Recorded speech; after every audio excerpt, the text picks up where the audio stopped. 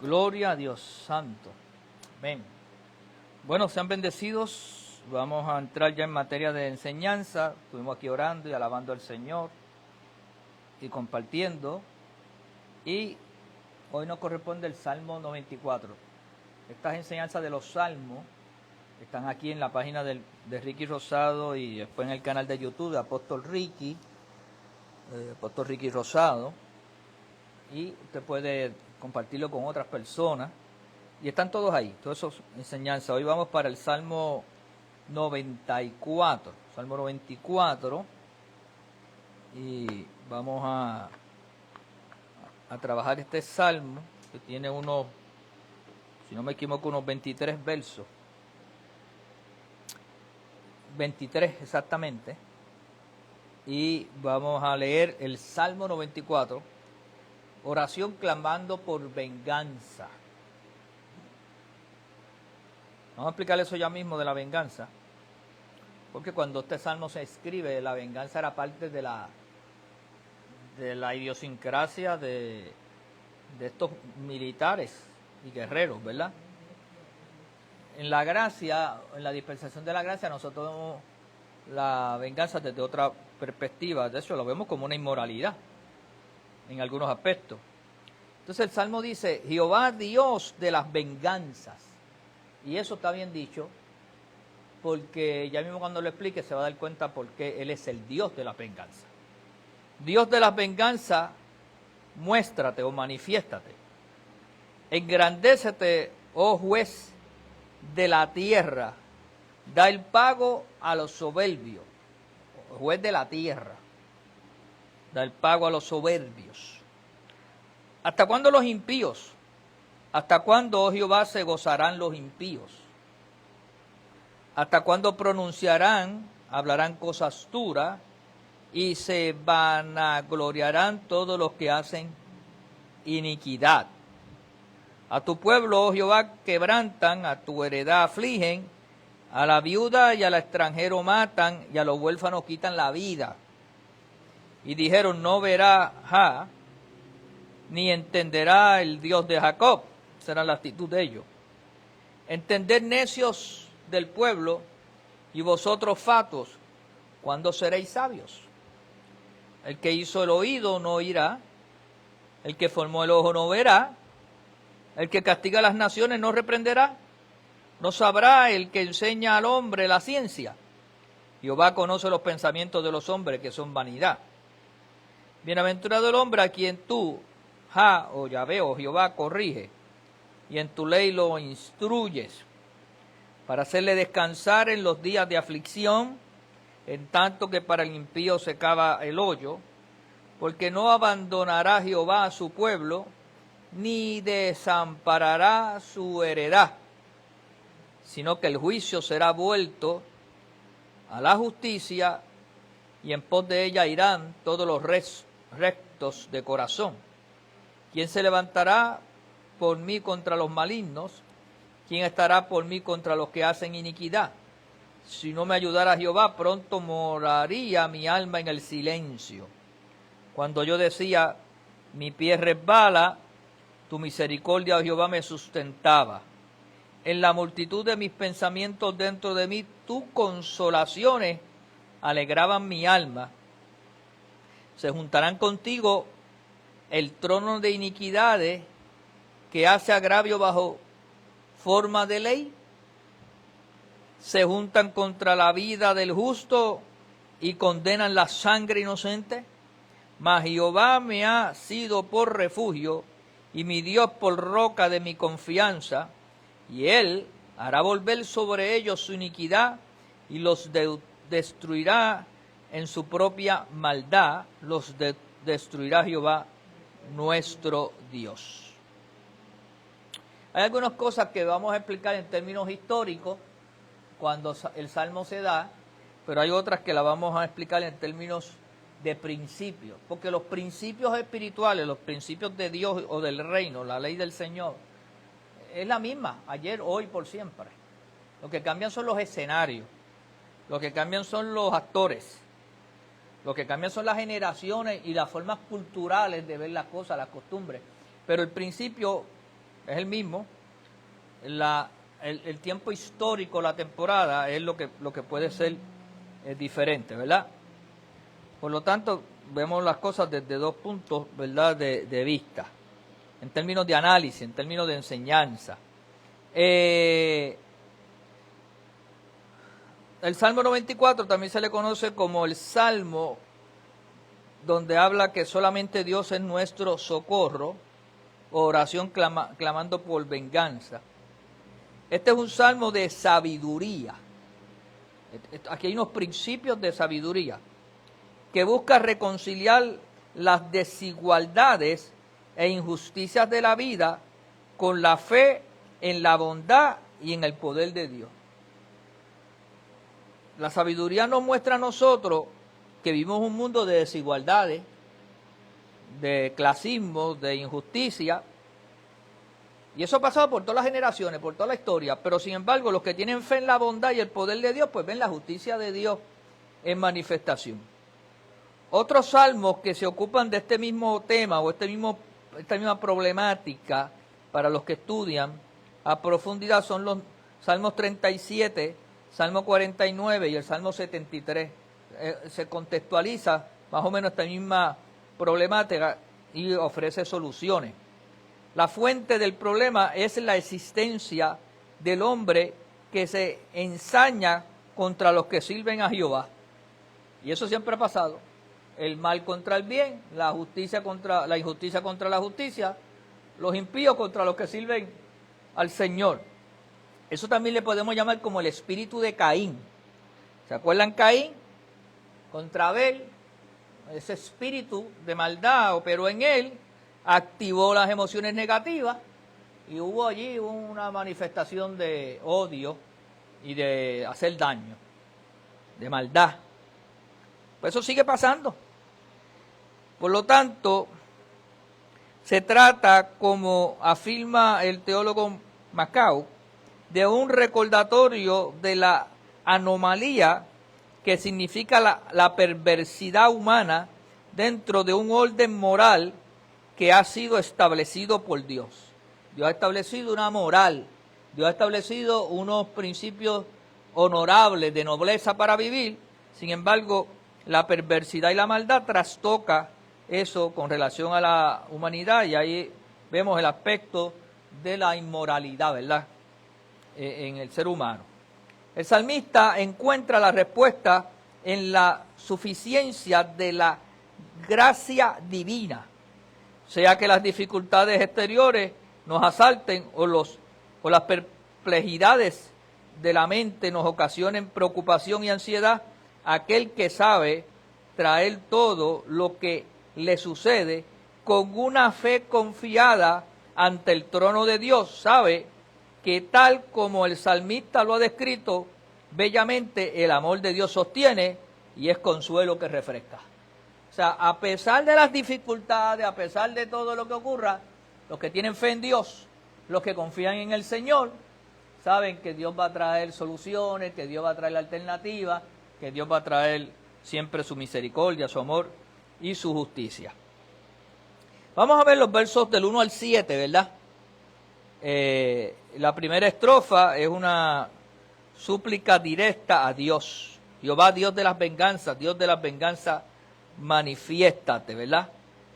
Para que Él intervenga en favor de aquellos que son perseguidos por los hacedores de maldad, por el impío, por el maligno, por el abusador. Jehová es el Dios de las venganzas, aquel a quien las venganzas le pertenecen por derecho. Y eso es bueno explicarlo.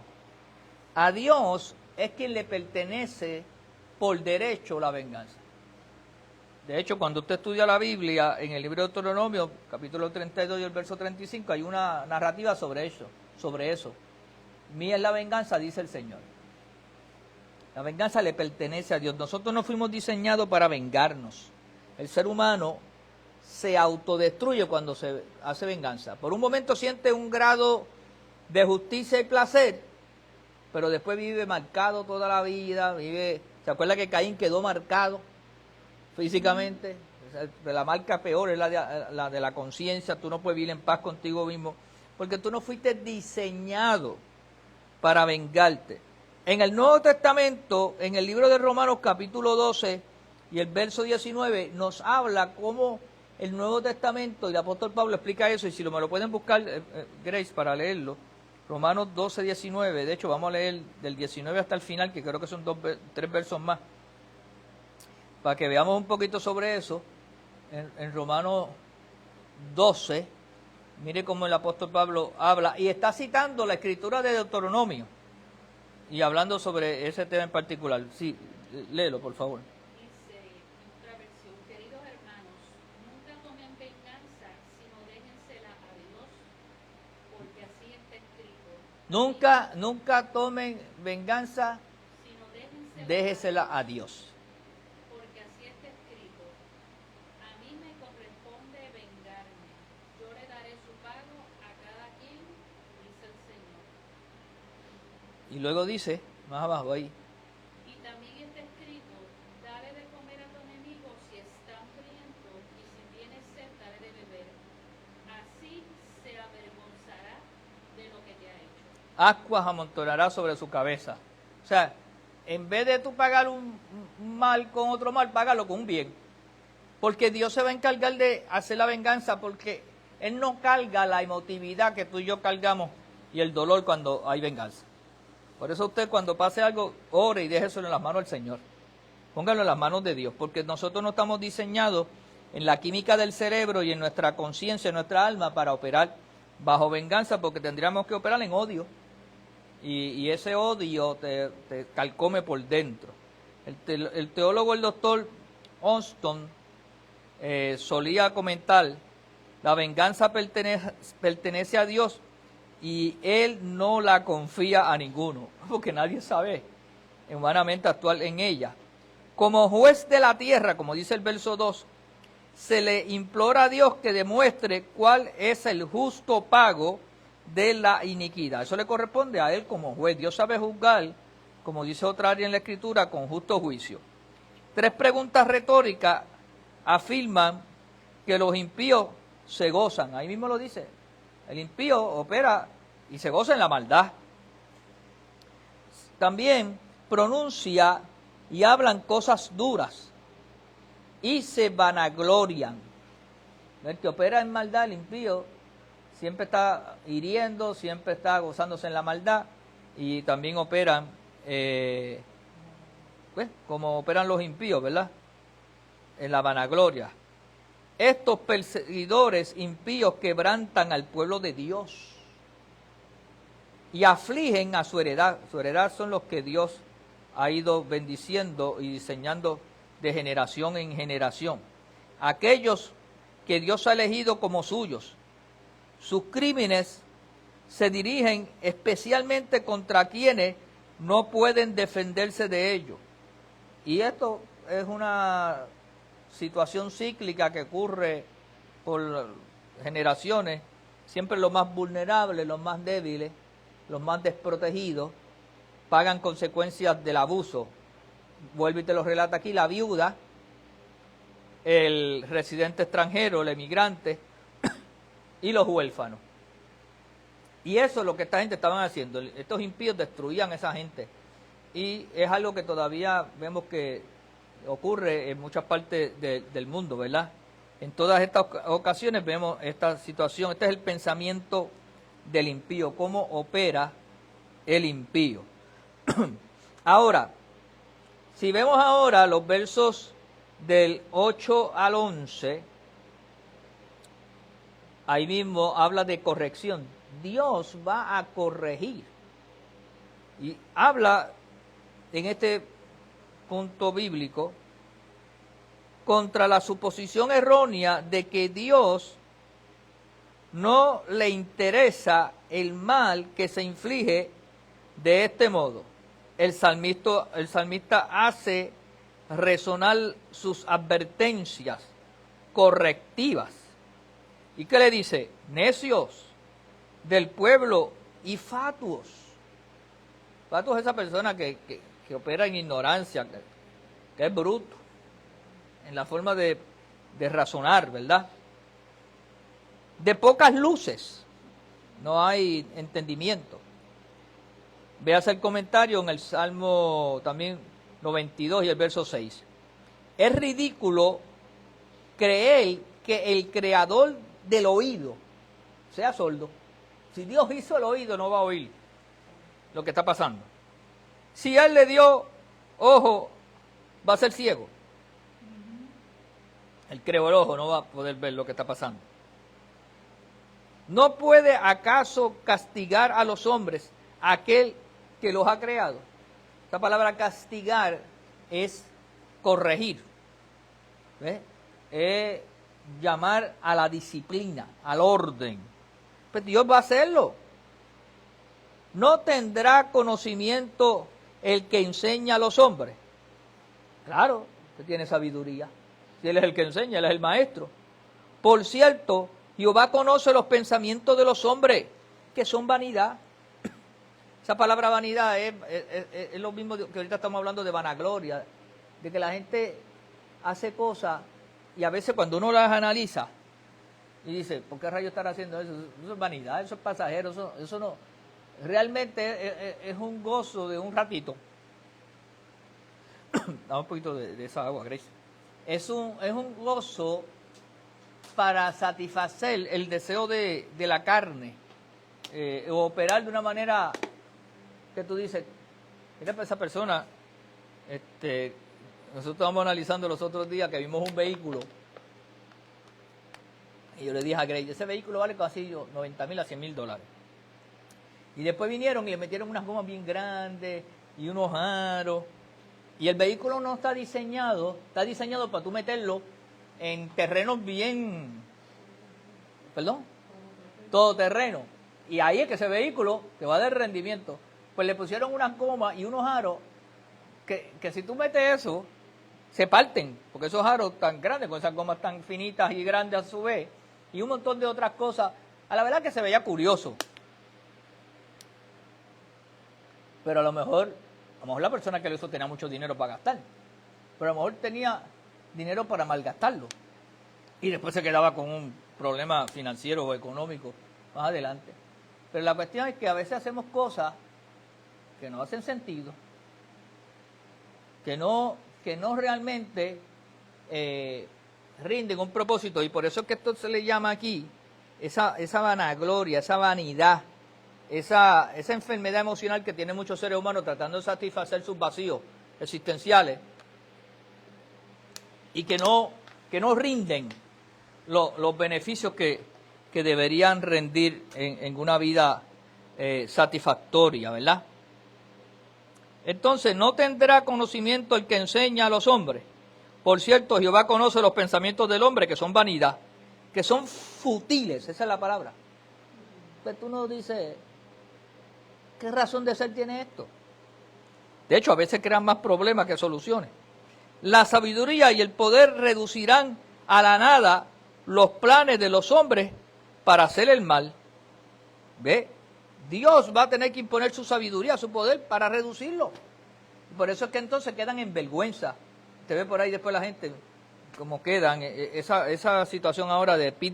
Diddy, como todo ese revolú que ha estado, el rapero famoso, que después que controlaba todo, cómo cayó en esa vanagloria del mundo y hizo violaciones y crímenes y un montón de orgías y cosas que ahora están saliendo a la luz. Los versos de los 12 al 15 dicen, hay un consuelo infinito en el pensamiento de que las adversidades de la vida pueden ser acciones por medio de las cuales Dios nos corrige. Algunos usan la palabra castigo, pero es corregir, es una lección de vida. Hay situaciones que el ser humano, Dios las permite para que pueda, mire, las permite por una sencilla razón, porque la gente no aprende por cabeza ajena. Yo siempre uso esta frase que usted me ha oído decirla por mucho tiempo, el sabio aprende del inteligente. El sabio ve lo que le pasa al inteligente y entonces dice, pues párate, mira, déjame yo no cometer ese mismo error. Pero el inteligente aprende a golpe. O sea, que muchos desarrollaron su inteligencia promedio. ¿Por qué? Porque se tropezaban y caían y decían, contra Jezbala mojado. Pero el sabio ve al inteligente caerse y dice, espérate, déjame yo pasar con cuidado por ahí. Porque la sabiduría está a otro nivel. La inteligencia es algo que hay que aprenderlo con experiencias a veces amargas. Porque la gente no quiere aprender por la enseñanza, por el consejo, por la instrucción. ¿Se acuerdan antes de los nenes que uno les decía, mira, no meta el dedito ahí, no juegue con eso? Y estoy hablando del receptáculo. Inclusive uno iba y le daba un cantacito para que no. Pero hasta que no probaba el rico sabor del cantacito, que a veces era un cantazote, entonces sabía que eso tenía una consecuencia. Y la Biblia nos enseña en este salmo que el Señor corrige, ¿verdad? Como lo ve ahí en el verso 12. La corrección en este caso, como en el 12 y en Hebreos 12 del 5 al 11 también lo explica, no es meramente la retribución por las cosas malas que hemos hecho, aun cuando ésta se incluye en su concepto, ¿verdad? Porque lo malo tiene consecuencias. Pero hay momentos que eso malo es un método de recibir una lección de vida para uno recapacitar. Representa todo el proceso de la formación y educación de un hijo. Tú lo vas formando y hay momentos que vas a tener que disciplinarlo, corregirlo. Y como decía el libro de Proverbios, usar la vara. La disciplina que lo conduce hacia la madurez en la vida. Esos procesos te van madurando y te van enseñando y te van procesando.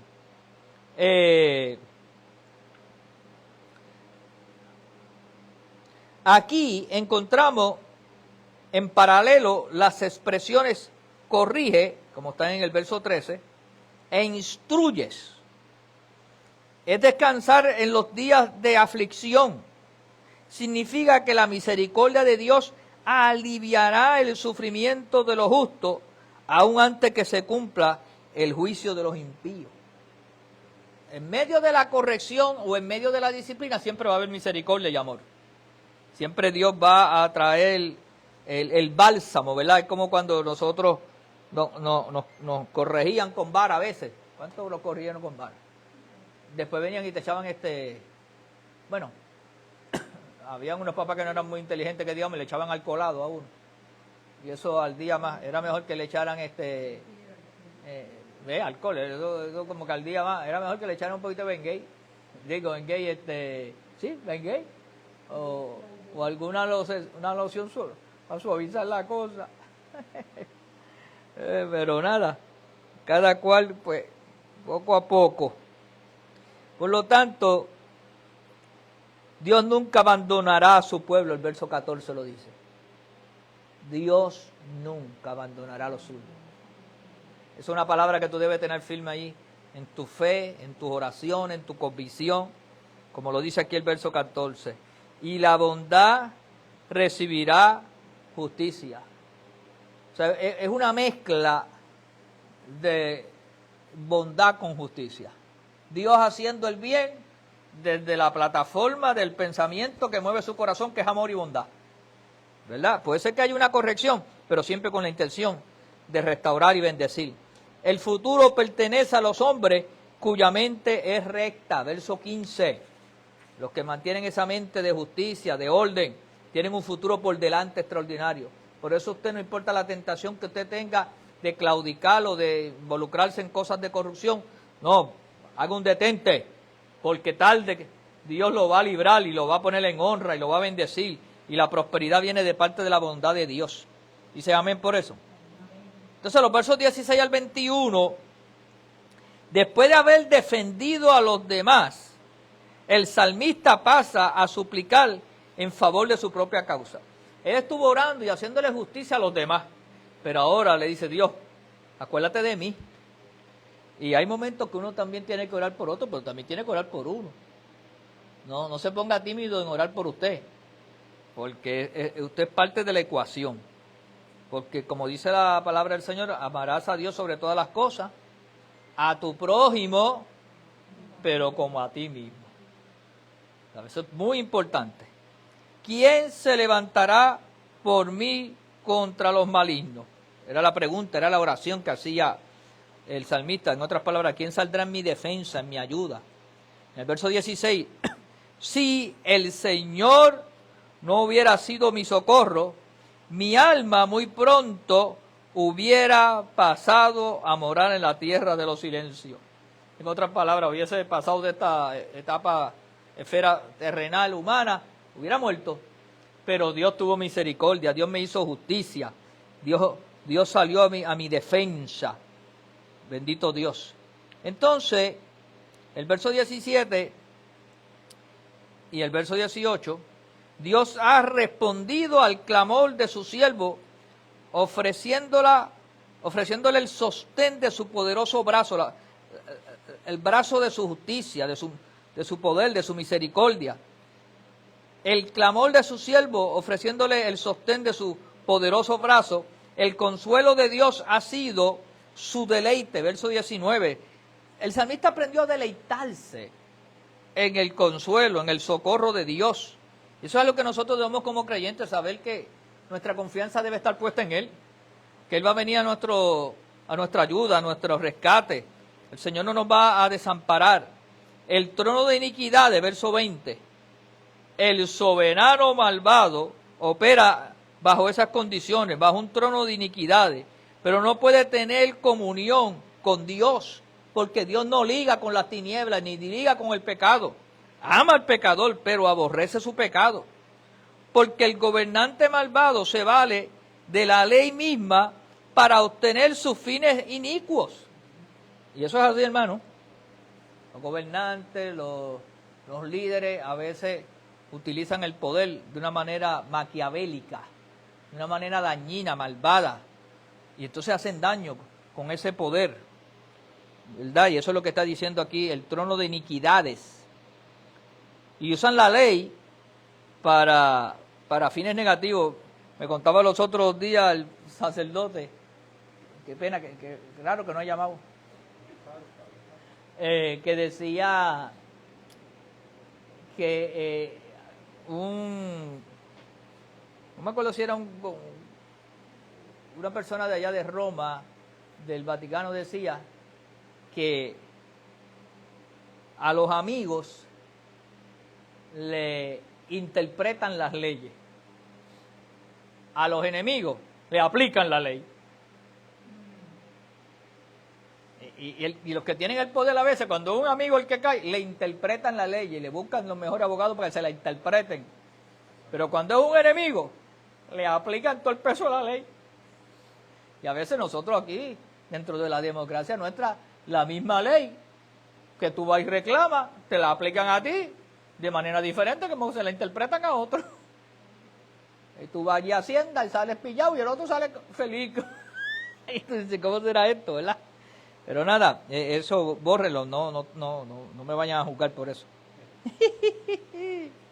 Tales principios impíos se unen contra la vida del justo y condenan la sangre del inocente. Y eso lo vemos nosotros a diario, en muchos lugares. Eso se llama inmoralidad, corrupción.